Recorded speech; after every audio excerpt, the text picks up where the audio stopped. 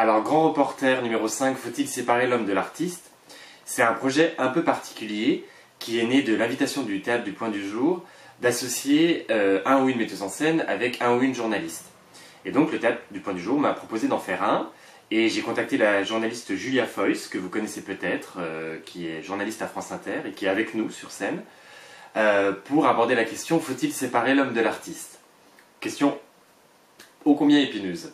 Le point de départ en fait de cette interrogation, c'est notamment la remise du prix du meilleur réalisateur, du César du meilleur réalisateur à Roman Polanski en janvier 2020, qui est une situation qui m'a beaucoup questionné sur est-ce qu'il faut aller voir J'accuse, est-ce qu'il faut le boycotter, voilà, j'étais un peu perdu entre toutes les prises de position.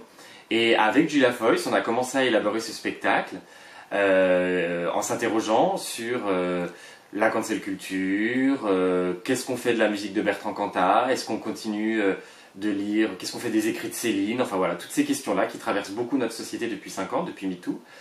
Et de ces interrogations est né un spectacle qui mélange mon carnet de bord intime, les réflexions de Julia Foyce qui vient éclairer avec des faits et des chiffres, et puis des scènes un peu plus légères, un peu plus drôles avec 2 comédiens, Jean-Philippe Salario et Marion Schliemann.